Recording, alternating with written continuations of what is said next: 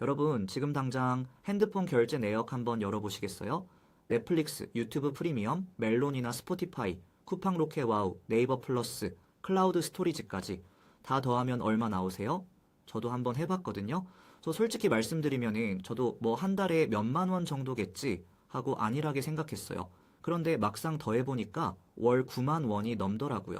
순간 멍해졌습니다. 그런데 더 충격적인 건 따로 있었어요.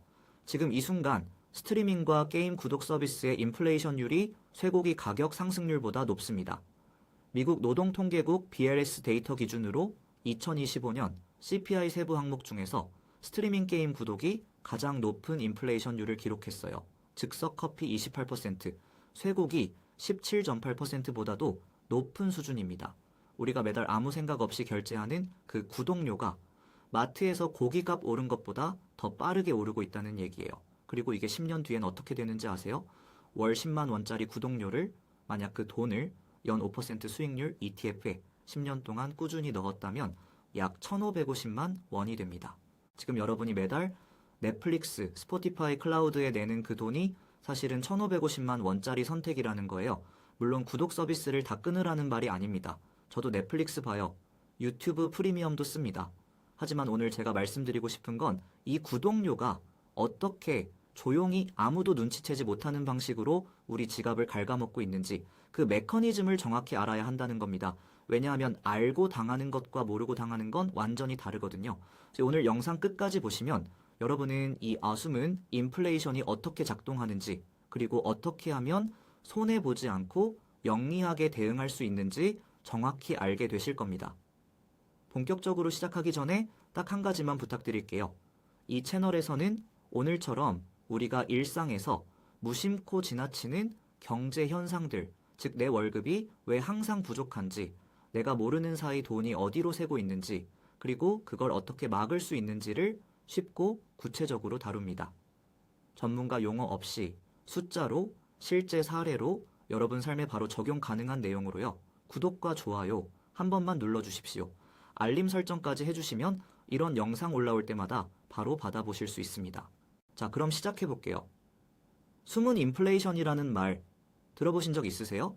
우리가 보통 인플레이션이라고 하면 라면 가격이 오르고 커피값이 오르고 기름값이 오르는 걸 생각하잖아요.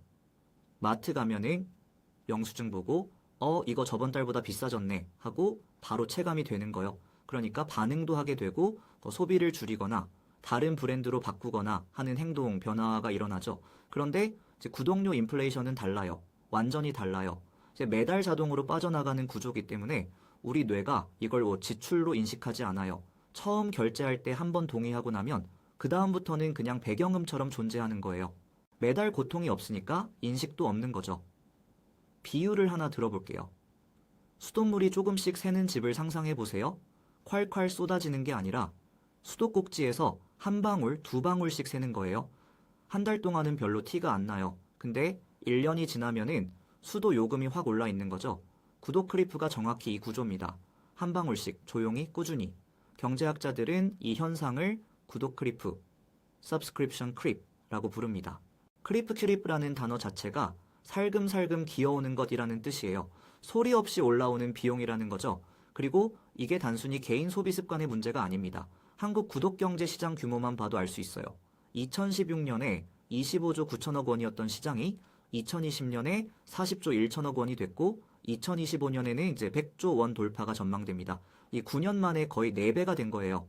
연평균 성장률이 11% 이상입니다. 100조 원이 얼마나 큰 숫자냐면요. 2025년 한국 정부 복지 예산이 약 240조 원 수준인데 구독 경제 시장이 그 절반에 육박한다는 거예요. 그래서 우리나라 사람들이 매년 구독 서비스에만 100조 원을 쓰고 있다는 겁니다. 이제 이게 남의 얘기가 아니라는 게 느껴지시죠?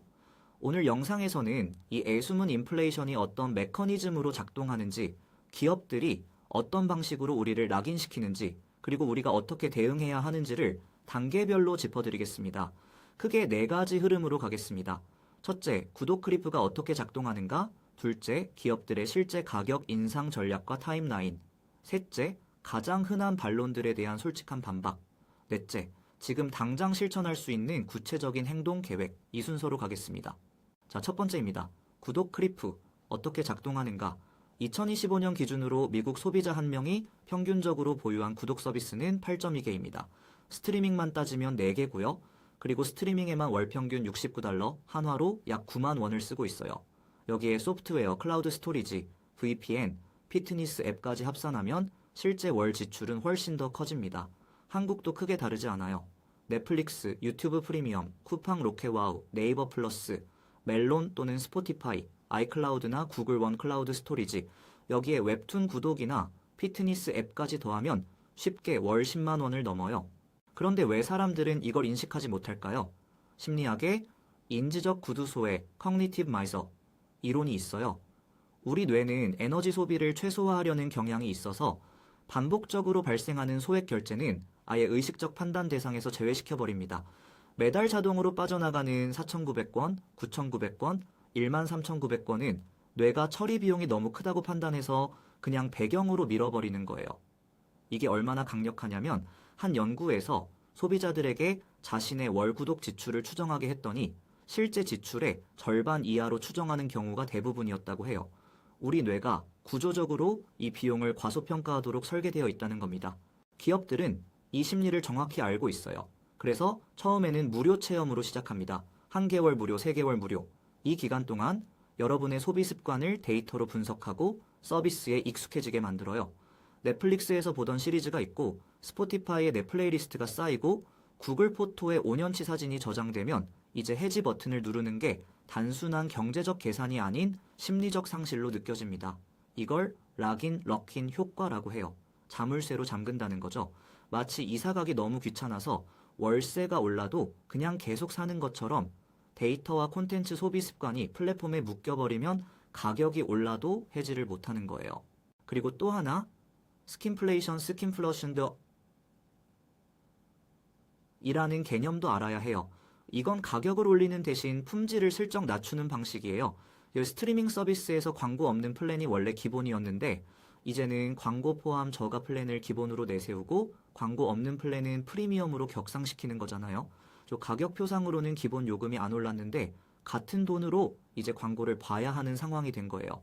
이게 바로 숨은 인플레이션입니다. 가격은 그대로인데 가치가 줄어드는 거니까요. 또 티어 세분화와 티어 프랙멘테이션도 있어요. 구독 서비스의 61%가 이미 3개 이상의 가격 티어를 운영하고 있고 58%는 개인화된 동적 가격 책정을 도입했습니다.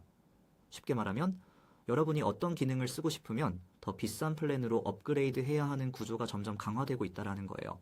마치 비행기 좌석처럼 기본 요금으로는 짐도 못 싣고 자리도 못 고르는 구조가 구독 서비스 전반으로 퍼지고 있는 겁니다. 이제 실제 사례를 보겠습니다. 기업들이 어떻게 가격을 올려왔는지 구체적인 타임라인으로 짚어드릴게요. 가장 대표적인 게 넷플릭스입니다. 넷플릭스는 2025년 1월 스탠다드 플랜을 월 15.5달러에서 18달러로 올렸어요. 프리미엄은 23달러에서 25달러로요. 이게 단순히 2에서 3달러 오른 게 아니에요. 스탠다드 기준으로만 따져도 약 16% 인상입니다. 그런데 넷플릭스가 처음 시작했을 때 가격이 얼마인지 아세요? 2007년 기준 스트리밍 서비스 월 구독료가 8달러 수준이었어요. 지금은 18달러니까 약 125% 인상된 거예요. 2배 넘게 오른 겁니다. 스포티파이도 마찬가지예요. 2026년 1월에 프리미엄 플랜을 월 12달러에서 13달러로 올렸습니다.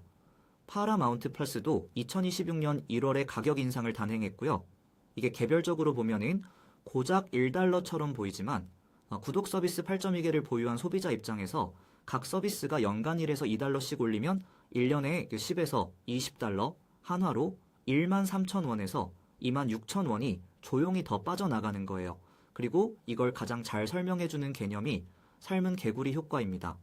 개구리를 끓는 물에 바로 넣으면 튀어나오지만 차가운 물에 넣고 서서히 온도를 올리면 개구리가 변화를 인식하지 못하고 그냥 있다가 결국 죽는다는 거잖아요. 넷플릭스가 만약 2007년에 앞으로 18년 뒤에 요금이 2배 이상 될 겁니다 라고 했다면 아무도 가입하지 않았겠죠. 하지만 매년 조금씩 1에서 2달러씩 올리니까 소비자는 그냥 참고 넘어가는 거예요. 이걸 수치로 보면 더 명확해요. 가격 인상 시 평균 15%의 소비자가 즉각적으로 이탈한다는 데이터가 있어요. 반대로 말하면 85%는 안 떠난다는 거잖아요. 기업 입장에서는 15% 이탈을 감수하고 나머지 85%에게 더 비싼 요금을 받는 게 훨씬 이익인 거예요. 이게 왜 기업들이 계속 가격을 올리는지에 대한 경제적 이유입니다. 여기서 잠깐 역사적 비교를 해볼게요. 2000년대 케이블 TV를 기억하시는 분들 계세요? 당시에 케이블 TV 가입하면은 채널을 묶음으로 팔았어요. 내가 보고 싶은 채널은 3개인데 원치 않는 채널 50개가 포함된 패키지를 사야 했죠. 이 소비자들이 엄청 불만을 가졌는데 지금 스트리밍 서비스의 티어 구조가 똑같아요. 광고 없는 서비스를 원하면 더 비싼 티어를 사야 하고 이 4K 화질을 원하면 또 더 비싼 티어를 사야 하는 구조. 디지털 버전의 케이블 번들링입니다. 그러면은 이게 한국 소비자에게는 어떤 의미냐고요? 2026년 한국 경제 성장률 전망치는 1.8에서 1.9% 수준입니다. 현대경제연구원과 IMF의 전망이 그렇게 나와요. 그런데 구독 서비스 가격 인상률은 연 10에서 15%예요. 경제 성장률의 7배에서 8배 수준으로 구독료가 오르고 있다는 거예요. 2025년 3분기 한국 가구 월평균 소득은 543만 9천 원이에요. 전년 대비 3.5% 증가했는데 이 중 근로소득 증가율만 따지면 1.1%에 불과합니다. 반면은 처분 가능 소득은 438만 1천 원이에요. 이자 부담, 임대료, 생활비가 다 올라 있는 상황에서 구독료까지 매년 10에서 15%씩 오르면 실질적으로 우리 지갑이 버티는 한계에 점점 가까워지고 있는 거예요. 한 30대의 직장인이 이런 말을 했어요. 월급날은 이자 납부일이에요.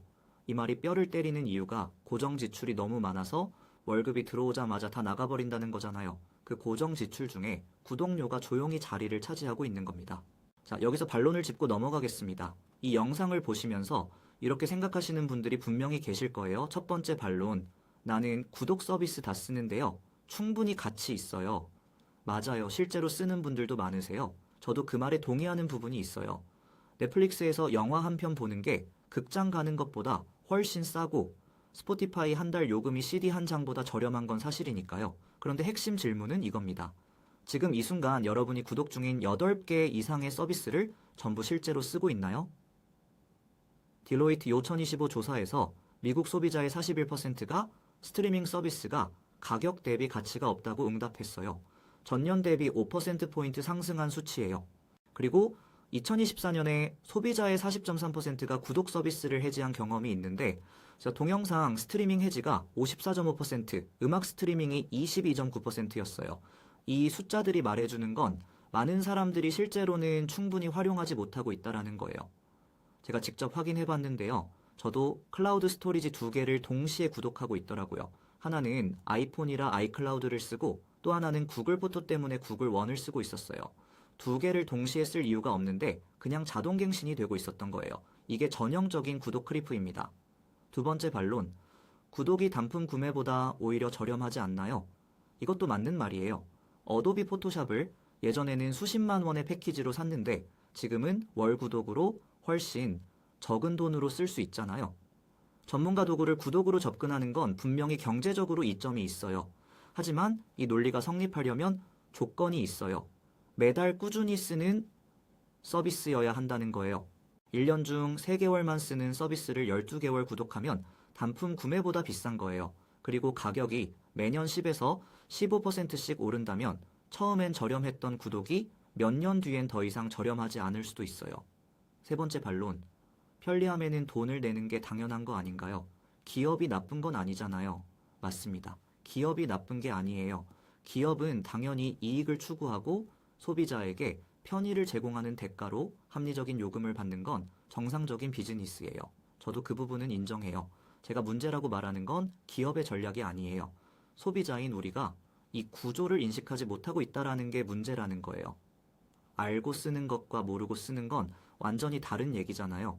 편리함에 돈을 내는 건 당연하지만 얼마를 내고 있는지, 그게 나한테 진짜 가치 있는 지출인지는 반드시 알아야 한다라는 거죠. 그리고 솔직히 말씀드리면은 기업들이 이 락인 구조와 자동갱신 시스템을 의도적으로 설계한 건 맞아요. 해지 버튼을 찾기 어렵게 만들고 해지하려고 하면 한 개월 무료 연장 제한이 뜨는 건 우연이 아니에요. 소비자의 심리적 마찰을 이용하는 전략입니다. 이걸 이해하고 있어야 우리가 더 현명하게 선택할 수 있어요. 네 번째 반론, 그냥 안 쓰면 되는 거 아닌가요? 이게 가장 간단해 보이지만 실제로는 가장 어려운 반론이에요. 왜냐하면 디지털 생태계가 이미 구독 모델로 전환되어 있기 때문이에요. 스마트폰을 쓰면은 클라우드 스토리지가 필요하고 콘텐츠를 소비하려면은 스트리밍이 필요해요. 완전히 안 쓸 수는 없는 구조예요. 그래서 핵심은 안 쓰는 것이 아니라 현명하게 선택하는 것이에요. 그래서 이건 다음 씬에서 구체적으로 말씀드릴게요.